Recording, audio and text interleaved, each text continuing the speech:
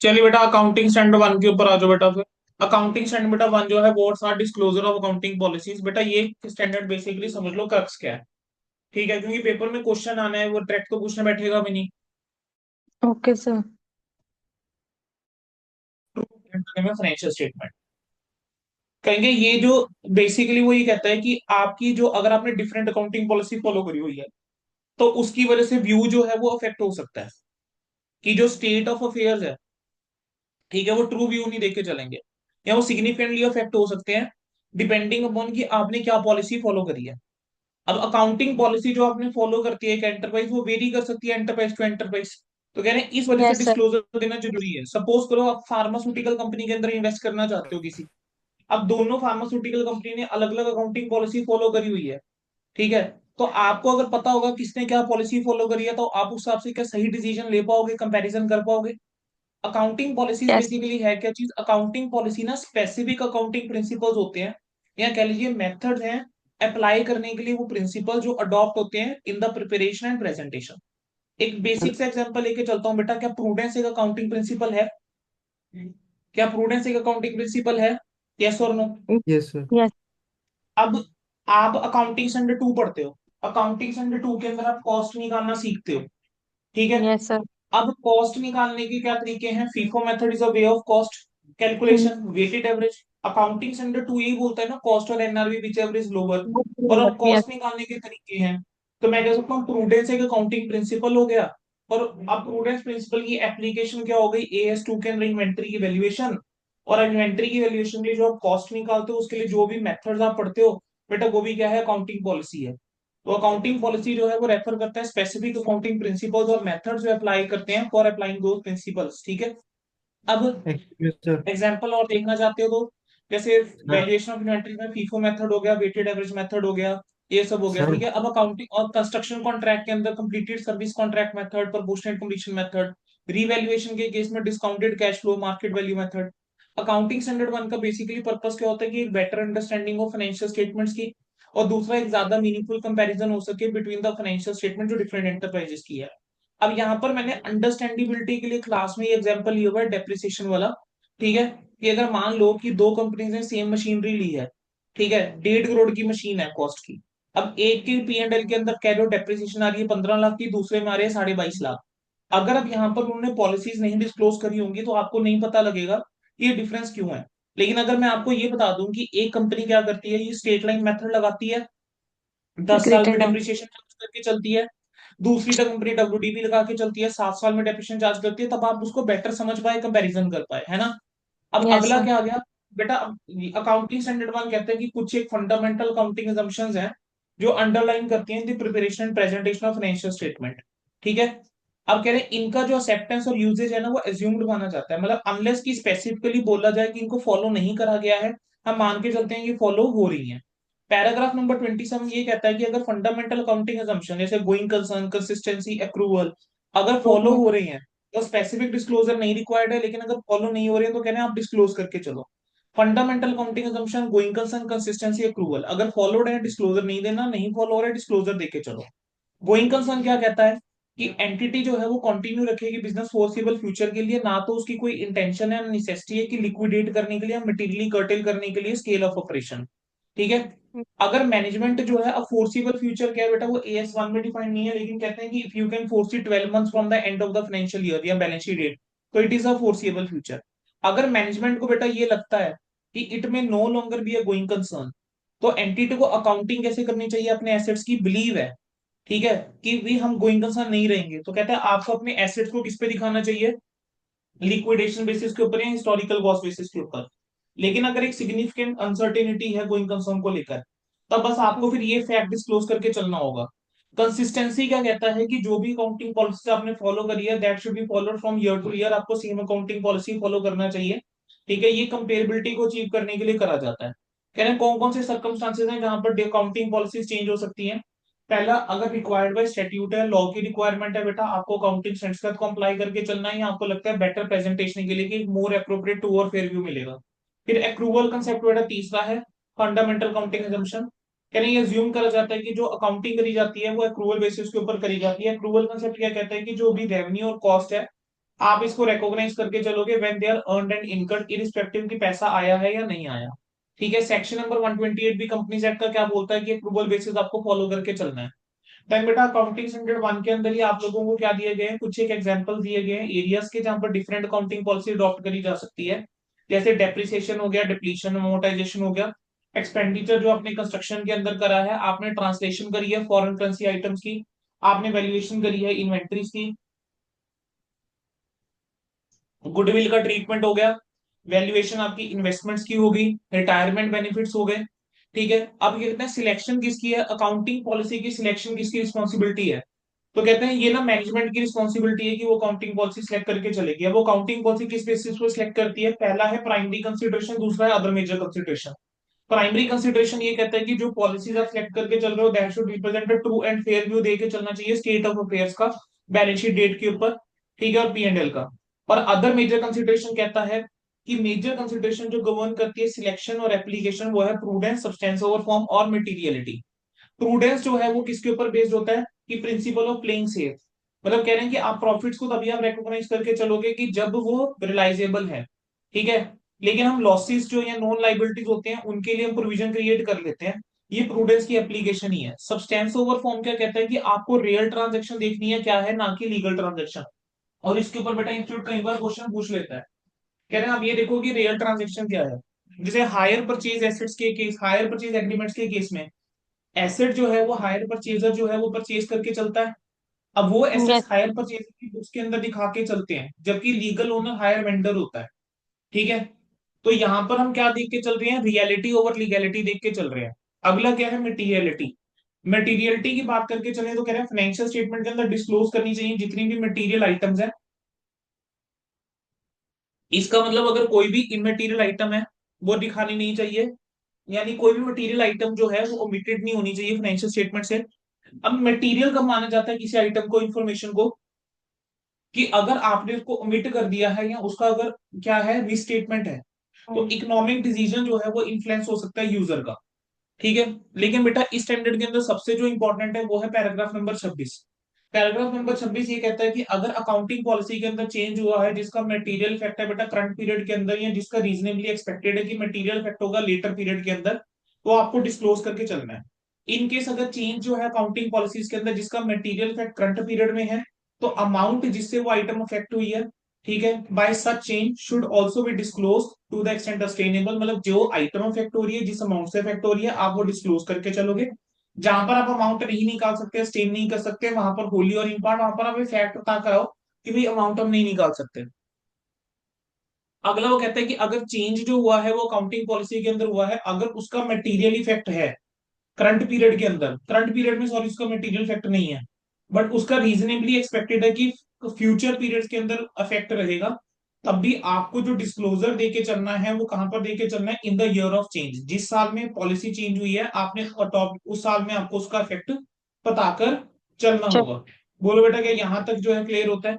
अब change in yes. Accounting policy की अगर हम बात करके चले, एक बार समरी देख लो। मटेरियल इफेक्ट जो है वो कितने में है, करंट पीरियड के अंदर है, तो चेक करो क्या अमाउंट सस्टेनेबल है। तुम कहते हो यस है, तो अमाउंट और आइटम जो इफेक्ट हो रही है बता के चलो। तुम कह रहे हो कि अमाउंट सस्टेनेबल नहीं है, तो ये फैक्ट बता कर रहा हो कि भी अमाउंट जो है हम नहीं निकाल सकते। ठीक है, अगले पे आ जाओ बेटा। कह रहे हैं अगर मटेरियल फैक्ट करंट पीरियड में नहीं है लेकिन लेटर पीरियड में है, तो कह रहे हैं ये फैक्ट आप पीरियड ऑफ चेंज में बता के चलोगे। उसके अलावा कुछ ही छोटे छोटे पॉइंट्स हैं बेटा, कि कह रहे हैं प्रॉपर अंडरस्टैंडिंग के लिए वो क्या कहते हैं कि,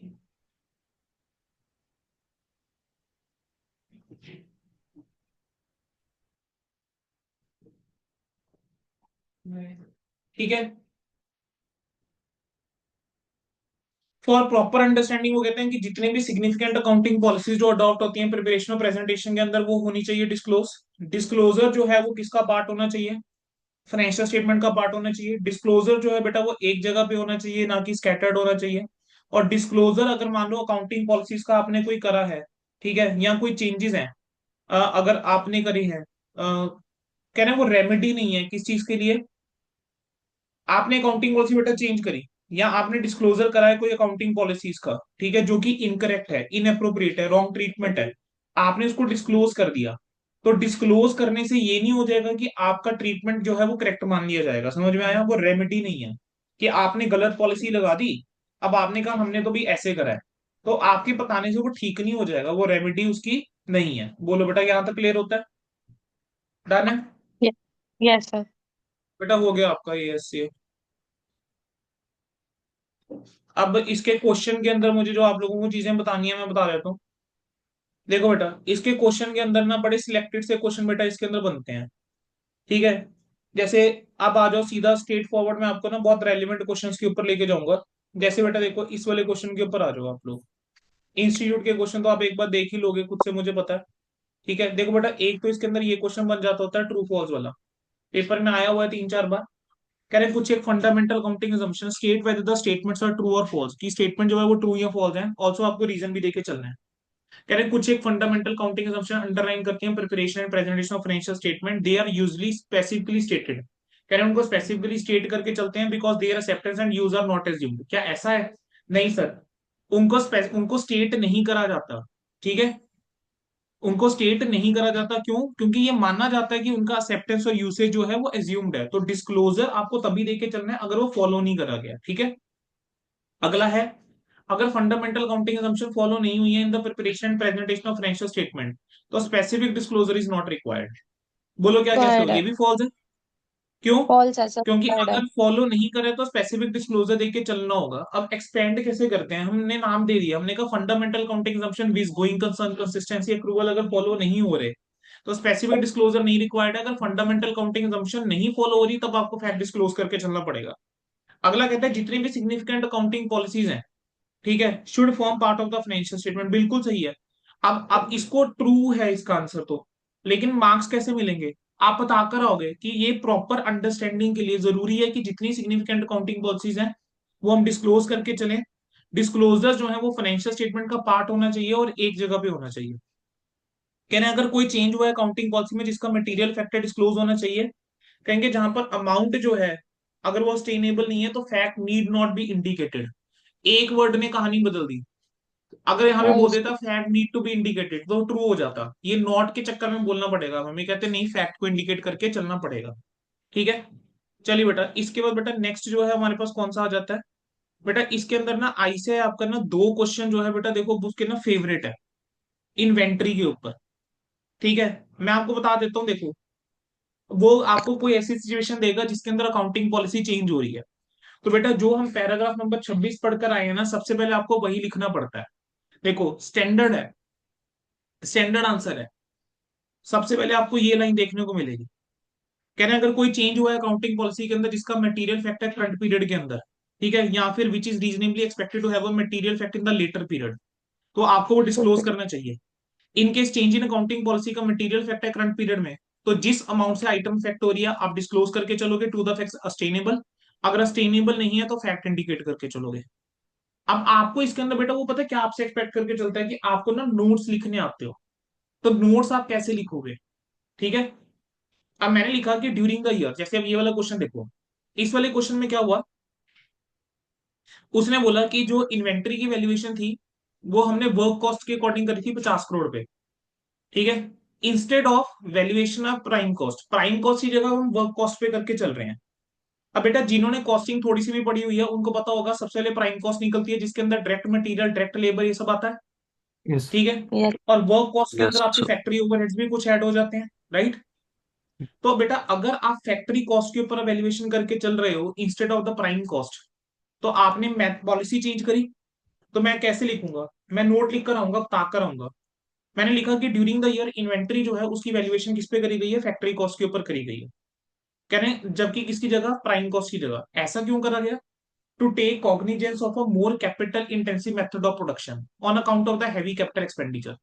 तो आपको ये लाइन वहां पर लिख कर आनी है, मतलब अगर मान लो पेपर के अंदर ये क्वेश्चन आता है कि प्राइम कॉस्ट से आप किस पे गए हो, वर्क कॉस्ट या फैक्ट्री कॉस्ट पे गए हो, तो बेटा एग्जामिनर ये लाइन ढूंढेगा कि ये क्यों करा गया है, to take cognizance of the more capital intensive method of production on account of heavy capital expenditure. अगर ये लाइन उसको नहीं मिली तो बेटा आपको मार्क्स जो है वो पूरे नहीं देने वाला, ठीक है। मार्क्स ही इस लाइन के हैं, डन है।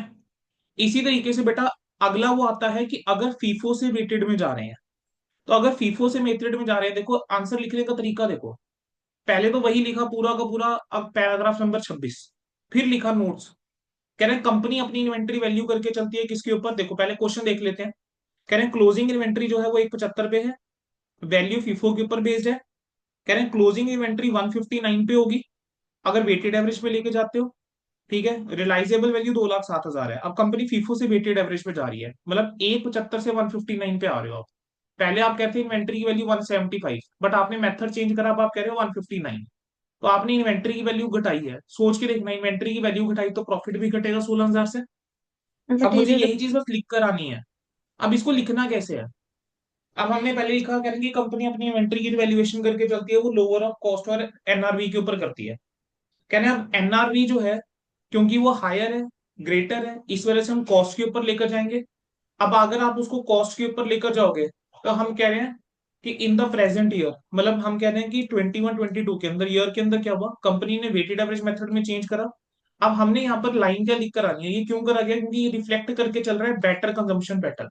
ये क्या रिफ्लेक्ट करके चल रहा है, ये रिफ्लेक्ट करके चल रहा है बेटर कंजम्पशन पैटर्न। ठीक है, कि फीफो से वेटेड में। तो इसका इम्पैक्ट क्या पड़ेगा, इन्वेंट्री और प्रॉफिट दोनों 16,000 से कम होंगे। बोलो बेटा, क्लियर हुआ? बेटा अगला जो आईसीआई का क्वेश्चन बनता है, ठीक है, वो क्या बन जाता है, वो इस टाइप का क्वेश्चन देता है। कहना है एबीसी जो है वो प्रोविजन बना रहा था नॉन मूविंग इन्वेंट्री के लिए लास्ट 12 मंथ्स की बेस के ऊपर, अप टू 31 मार्च। इन्वेंट्री की वैल्यू है 100 लाख रुपए, प्रोविजन बनाई है 12 मंथ्स की पे इशू के बेस के ऊपर 3.5 लाख, और टेक्निकल इवेल्युएशन के बेस के ऊपर 2.5 लाख। कह रहे हैं क्या ये अकाउंटिंग पॉलिसी के अंदर चेंज है? ठीक है, क्या ये जो चेंज है, क्या ये चेंज इन अकाउंटिंग पॉलिसी है, पहले तो ये बोलता है। कह रहे हैं कैन द कंपनी चेंज इस मेथड ऑफ प्रोविजन, कह रहे हैं क्या प्रोविजन मेथड का चेंज कर सकती है? बेटा जरा ध्यान दो, 100 लाख रुपए की इन्वेंट्री है, प्रोविजन जो है वो 3.5 लाख रुपए की है, और 2.5 लाख रुपए की प्रोविजन है टेक्निकल वैल्यूएशन के बेस के ऊपर।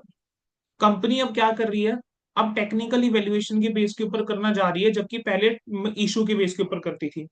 अगर बेटा आप टेक्निकल इवेल्युएशन के बेस पे भी जाते हो, तो आपकी इन्वेंट्री जो है वो सिर्फ 1 लाख रुपए से प्रोविजन आपकी कम हो रही है ना। अब 100 लाख के कंपैरिजन में देखो, तो क्या 1 लाख मटेरियल है या इमटेरियल है? मटेरियल। इमटेरियल है ना। तो देखो यस। इसका आंसर कैसे लिखना है, और मैं आपको कह रहा हूँ सिर्फ वो वैल्यू चेंज करेगा, सेम क्वेश्चन देगा। अगला देख लो, 120 लाख रुपए का stock, 3 lakh, 4 lakh, same question, और आंसर भी सेम आएगा। कह रहे हैं ये जो डिसीजन है, पहले हमने कहा कि अकाउंटिंग पॉलिसी जो है कंपनी के में require the provision for non moving inventory should be made. कह रहे हैं अकाउंटिंग पॉलिसी कंपनी की हो सकती है कि प्रोविजन बना के चलो नॉन मूविंग इन्वेंट्री के लिए। कहेंगे अब ये जो मेथड है कि एस्टिमेट करने का अमाउंट ऑफ प्रोविजन, वो चेंज करा जा सकता है अगर मोर प्रूडेंट एस्टिमेट आ रहा है। तो कह रहे हैं कि ये जो है ये चेंज इन अकाउंटिंग पॉलिसी नहीं है। कह रहे हैं अब यहां पर अगर हम फैक्ट्स को कंसीडर करके चलें, तो प्रोविजन की अमाउंट सिर्फ 1 लाख रुपए से चेंज हो रही है, जो कि मटेरियल नहीं है। तो कह रहे हैं आप डिस्क्लोजर कैसे देके चलोगे, the company has provided for non moving inventory on the base of technical evaluation. ठीक है, कह रहे हैं अगर कंपनी सेम मेथड फॉलो करती जो पिछले साल करती थी, तो प्रॉफिट जो कह रहे हैं 1 साल से क्या होता, लोअर होता। बस इस तरीके से बेटा आंसर देना है। देख लो ये क्वेश्चन कितनी बार आया। ठीक है, नवंबर 2018 में आया, दिसंबर 2021 में आया, सेम क्वेश्चन है, उठा के देख लो सेम क्वेश्चंस मिलेंगे। ठीक है, उसके अलावा बेटा मैंने आपको प्रैक्टिस के लिए और क्वेश्चन दे रखे हैं, एक बार ये गो थ्रू करके लेना, ज्यादा क्वेश्चन नहीं है, एक बार सारे रीड कर लेना, अपने आप एएस 1 में कॉन्फिडेंस आ जाएगा बेटा। मैं ये फाइल अब शेयर कर देता हूँ तुम लोगों के साथ।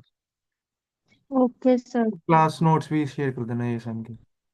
बच्चे क्लास नोट्स तो मैंने उस टाइम पे दिए थे, मेरे को ढूंढ के मैं दोबारा कर दूंगा भाई शेयर, पीडीएफ बना के दोबारा शेयर कर दूंगा यार। ठीक है। नहीं, फिर जो ये आपने अभी शो कर रहे थे वही कर देना। हाँ बच्चे मैं वही वाली कह रहा हूँ, वही वाले कह रहा हूँ भाई मेरे। वो अच्छा मेरे अच्छा। पास रुक जा, AS1 है ना।